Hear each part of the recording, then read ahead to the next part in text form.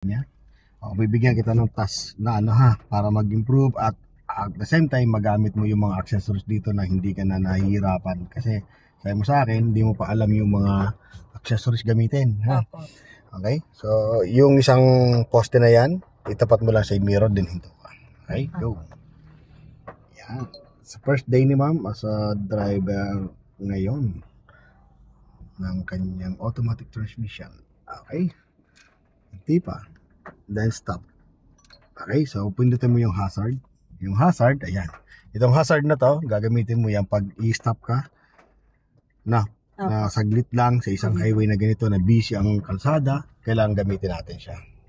Okay, ito yung hazard, no? Tanggalin mo yung hazard. Okay, then takoli doon sa isang poste, no? At the same time, dapat ano yan nakagitna tayo. Okay? So pagtapat ng side mirror, stop. Gamitin mo yung signal ka ng kaliwa. Signal ginagamit natin yan pag pupunta tayo ng kaliwa o kanan. Okay? Kailangan magsisignal mo na. Laging signal yung intention. Yan kasi yung way na pag-communicate mo sa mga kapwa natin driver. Para maintindihan ka ng driver sa likod, sa unahan, kailangan gamitin mo. So signal ka ng kanan. Yes, yan ang So, patayin mo na yung signal mo. Okay, doon sa isa pang poste.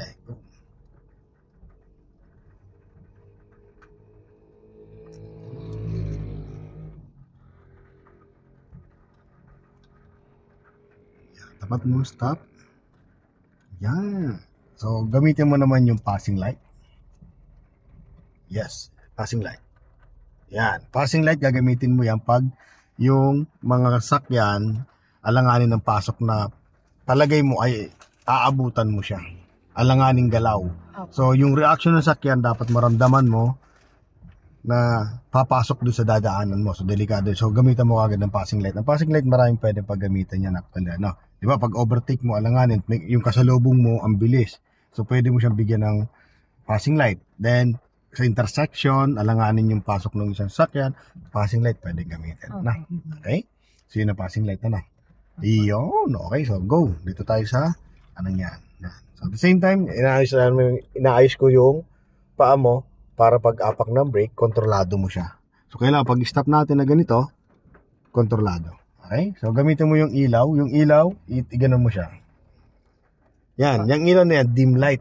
So ginagamit natin yan pag mga banda makulimlim ang panahon. Ganito, makulimlim. So maliwanag naman sa ngayon. Maliwanag. So di na, yung pag makulimlim talaga, sobrang makulimlim pa, gamitin mo yan, ma'am. Okay, para visible ka sa kalsada. Okay? Isang ikot pa. Yan naman ay headlight yan. Gagamitin mo yan pag gabi na. Pag inabot ka ng gabi sa kalsada, kailangan buksan mo yung headlight kasi wala kang makikita sa kalsada niyan. Okay? Yan ang yung headlight. So, ang abot lang yan. So, yung pinakailaw niyan at least nasa 30 to 20 meters lang. Pero, ang range yan abot na ng 90 to 100 meters. Depende kung naka-LED. Okay? Then, yung isa niyan, yung tinatawag na high beam. So, i-push mo nga, ma'am. So, hindi siya i-push. Mirage kasi ito, Ayan, naka-high beam na siya. So, pagpapatayin, ayan, ganun, Pagbubuksan, ganun pala, So, para ka pala yung flashing, parang ganun. Sige, isa pa.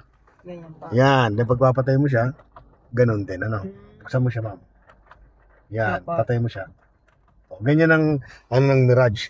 So, yung high beam na yon gagamitin mo pag yung sobrang dilim ng kalsada. Tapos, may mga highway kasi na sobrang malapad yung highway tapos mabilis ang mo. Tapos, medyo madilim. Nag-iisa ka lang.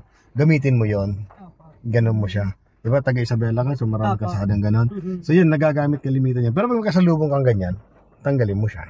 Kasi, siya naman yung madidistract mo. So, ang lakas ng ilaw kasi na yan So, headlight lang. Pag wala na uli sila, so gamitin mo. Okay, patay natin yung mga headlight, yung mga ilaw. Ayun, okay, so into tayo doon. Go. Dito sa isang, so kontrolin mo, yun. Nakita mo position na sakyan mo, correct mo siya ganun, Okay, then gitna. Tapos, stop. Okay, dito naman, ito sa wiper to. Kaya naambon, So, ganito yon. So, pag gusto mong gamitin yung yung may tubig, So, gagano mo lang, Lalabas ng tubig yan, Ikaw nga, gamitin mo. Iyon, Yan. So, bago mo gamitin yung wiper, maganda tubig muna. Kasi minsan may mga gabok-gabok yan eh. So, pwede magasgas yung ating salamin. Okay? So, sige pa. Very good. Okay? So, ito naman yung ibang function pa niyan. Pag tatanggalin mo lang isa lang, taas. Ganun mo siya, taas. Yan o. Isa lang. Di, wala nang balikan yan. Isa pa. Try mo nga. Taas. Isa pa, taas. Yan, taas na. Pag yung gusto mo naman yung continue sa baba, pababa. Yan. Pag malakas ang ulan, pababa pa. Yan, di ba? Pag ambon lang, itaas mo. Pag konti lang ambon, isa pa. Pag papatay mo na siya, isa pa. O, ganun, ano? Okay, yung may interval naman, isang baba lang. Yan, ito. Ayun, so ito ang interval niya na. Gusto mong 3 seconds ang balik. 1, 2, 3. Gano'n siya, nabalik yan. 1, 2, 3. Tapos pag gusto mo naman medyo matagal, yan. Ayan yan, ito. Okay? Ayan yung sa interval para, kagaya nito, naambon-ambon lang. So yan, the best yan, anong yan, na hindi dire-diretso yung wiper na ganyan. Di naman pwedeng ganyan na gamitin mo kasi ambon lang naman. Itong may interval lang, the best dyan. Ito. Okay? Para di ka din na-distract doon sa pagmamanayang mo. Okay? Okay na? So, naintindihan mo na yung mga switch dito? Okay na, no? Sige. So, malaking bagay yan na naman. So, diretso lang ulit tayo. Dito na sa muscle memory naman. So, bitawan brake mo. Okay. Gamitin mo wiper. Pababa. Yes. No? So, lagay ka naman ng gas ngayon. Gas. Okay, gas. Dagdag ng gas. Sige, dagdag ng gas. Yan. So, pag inaapakan natin gas, nararamdaman na bumibilis. Yun ang trabaho ng gas. So, kailangan mo lang apakan yung gas pag alam mong gustong pabilisin yung sasakyan mo. Ngayon, apakan mo yung brake mo. Sige pa, di na pa. Okay, naramdaman mo stop. Yun ang trabaho naman ng brake. Kaya pag alam mo na ikaw ay papatakbo, so hanapin mo yung gas. Pag alam mo ikaw naman nihinto, hanapin mo yung brake. So, dapat di magkamali yung paa mo. So, yung positioning, tama yung positioning mo yan. So, hindi 100% na doon sa yung brake na yan. Kailangan kalahati lang, pwede yan. Para mag-apak sa gas. Okay, so stop and go ulit tayo. Apak ng gas. Go, gas. So, focus mo lang doon. Gas. Okay, gas. Gas ka pa. Then stop. Full stop. Then gas. Go, gas. Then stop. Yan. Itong exercise na to, pinapagawa ko sa'yo kasi di ba taga Maynila ka. Di ba doon sa Maynila talagang gas tapos biglang i-stop. Ngayon kung mabigat ang paa mo, mahihilo yung mga nasa likuran mo. So kaya pag umapa ka ng gas, kontrolin mo, apakan muna, patong muna sa brake, then pressure na konti, then pag kulang pa, dagdag.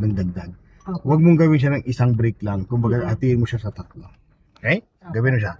Go, gas. Gas ka pa, dagdagan gas. Kailangan nasa gitna yung